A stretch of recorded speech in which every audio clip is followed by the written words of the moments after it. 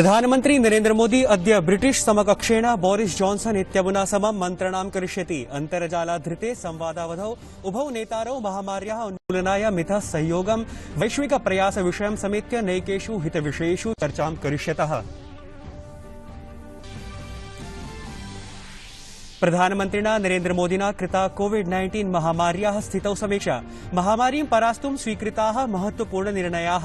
चिकित्साकर्मिणां संख्यां विवर्धयितुं स्वीकृतिः। NEET PG परीक्षायाः च स्थगनम्।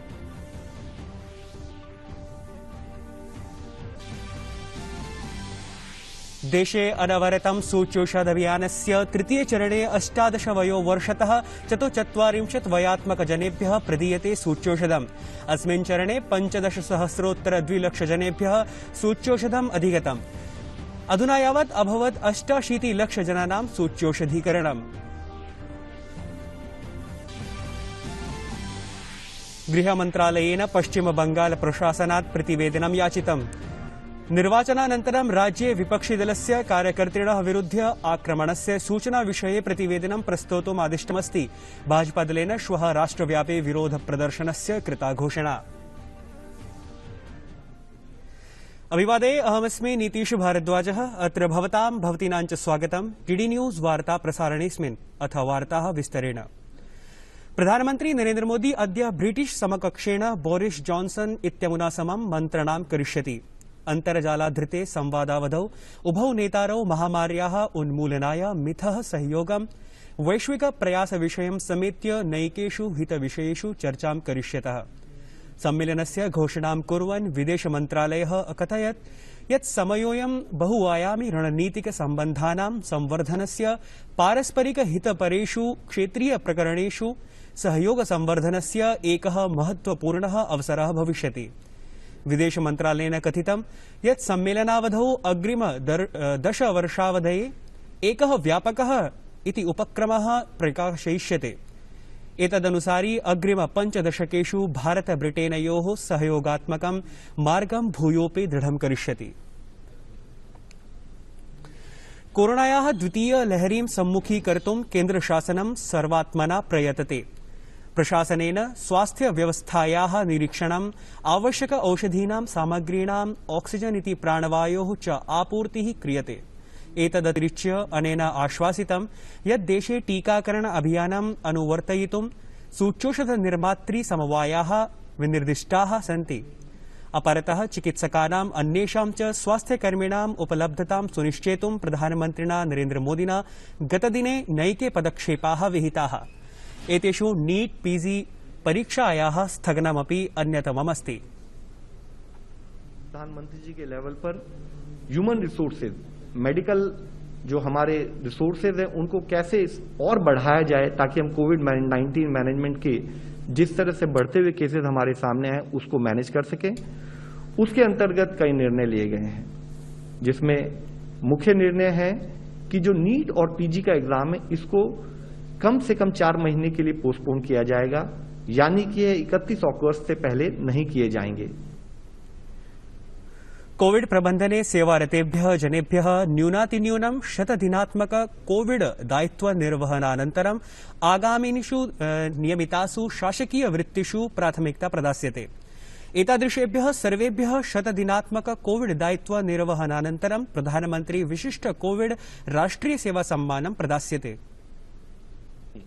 जो आज एक ऐसी सेवा देश के लिए कर रहे हैं, जो प्राण बचाने के लिए अपने प्राण को भी, अपनी आप को भी on the line of duty खतरे में डाल के काम कर रहे हैं, उनको सम्मान देने के लिए जो भी आदमी 100 दिन कोविड ड्यूटी करेंगे उनको prime minister distinguished Covid national service सम्मान से सम्मानित किया जाएगा। साथ ही उनको आने वाले किसी मेडिकल रिक्रूटमेंट में भी।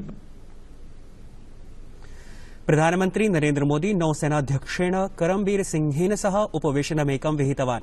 नौसेनाध्यक्षः प्रधानमन्त्रिणं समसूचयत् यत् नौसेना राज्यप्रशासनेन सह सम्पर्कं विधाय चिकित्सालयीय शय्या, परिवहनम् इत्यादि वस्तूनां सन्दर्भे साहाय्यम् उपकल्पयति। अनेन विभिन्न नगरेषु नागरिकाणाम् उपयोगार्थं नूतन नौसेना चिकित्सालयानां विषयेऽपि प्रख्यापितम्। अनेन प्रधानमन्त्रिणा बोधितं यत् कोविड दायित्व प्रबन्धनाय नौसेनायाः चिकित्साकर्मिणः देशस्य विभिन्नस्थानेषु संयोजिताः। भारतीय नौसेना प्राणवायुद्धारकवाहनानां सहैव बहरीन, कतर, कुवैत, सिंगापुर प्रभृति देशैः भारताय अन्यापूर्तिः अपि प्रकल्पयति।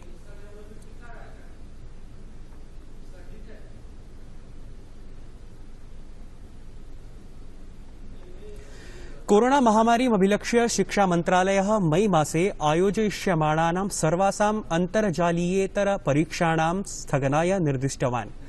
उच्चशिक्षा सचिवः अमित खरे पत्रद्वाक्षण संस्थानां प्रमुखान् एतद्विषये निर्दिष्टवान्। ध्यानास्पदमस्ति यत् अन्तर्जालीय परीक्षाः अनुवर्तिष्यन्ते। पत्रस्य अनुसारि जून मासस्य प्रथमे सप्ताहे निर्णयस्य समीक्षा भविष्यति। पत्रे एतदपि लिखितमस्ति यत् संस्थाने यदि कस्मै अपि कीदृग्विधायाः सहायतायाः आवश्यकता भवति तर्हि संस्थानं तस्य सहायतां कुर्यात्। सर्वासां संस्थानानां योग्यजनेभ्यः टीकाकरणार्थं प्रोत्साहयितुमपि उक्तमस्ति।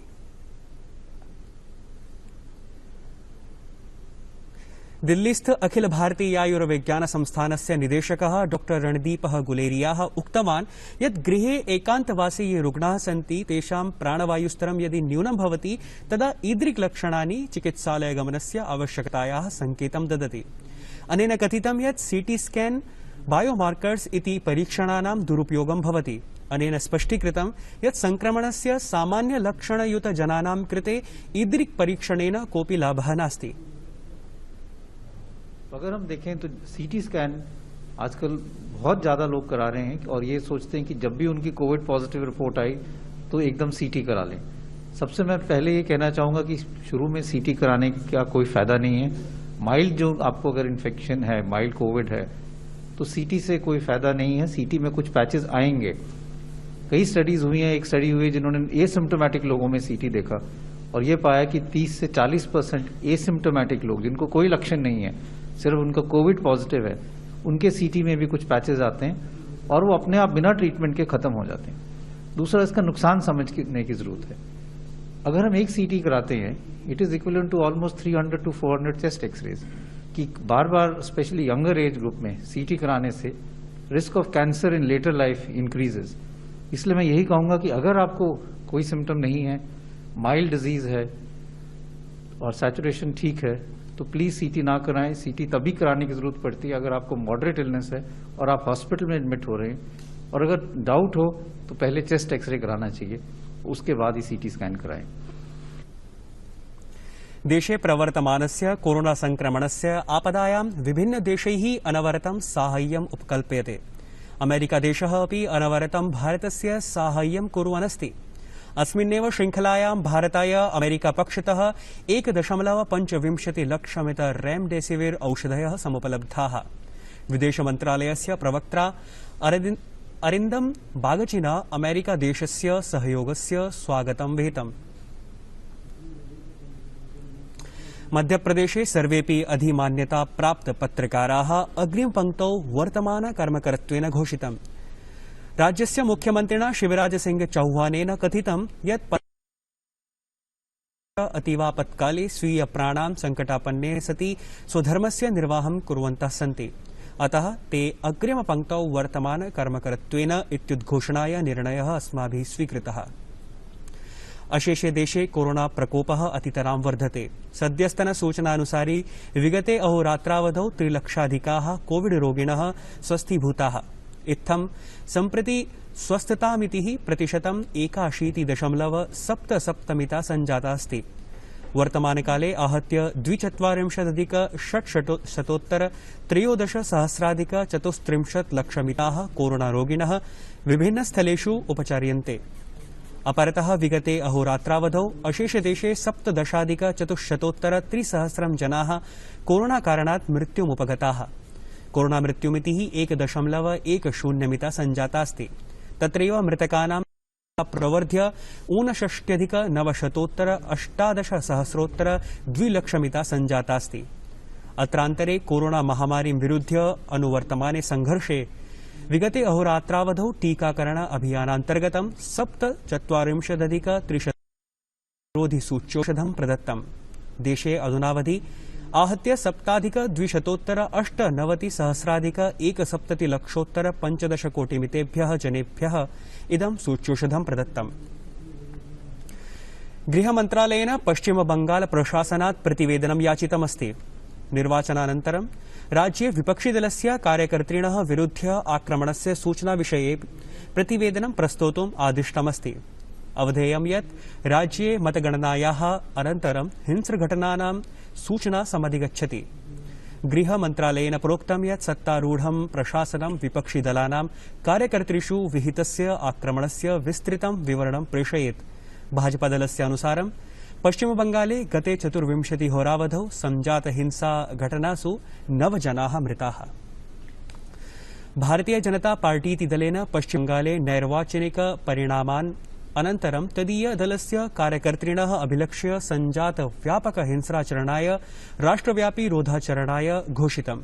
भाजपादलेन उक्तं यत् दलस्य संघटनात्मक मण्डलानां विरोध प्रदर्शनकाले कोविड नियमानाम् अनुपालनं भविष्यति। स्थितिमालक्ष्य भाजपादलाध्यक्षः जेपी नड्डा अद्य पश्चिमबंगालं गच्छति। तत्र नैर्वाचनिक परिणामान् अनन्तरं भाजपादलस्य कार्यकर्तारः समर्थकाश्च मारिताः, नैके अन्ये च व्रणिताः सन्ति। विदेशमन्त्री सुब्रह्मण्यम जयशंकरः लन्दने G7 देशानां विदेशमन्त्रिभिः सह उपवेशनानन्तरं अमेरिका विदेशमन्त्रिणा एंटनी ब्लिंकेनेन सह विचारणां भाषितवान्।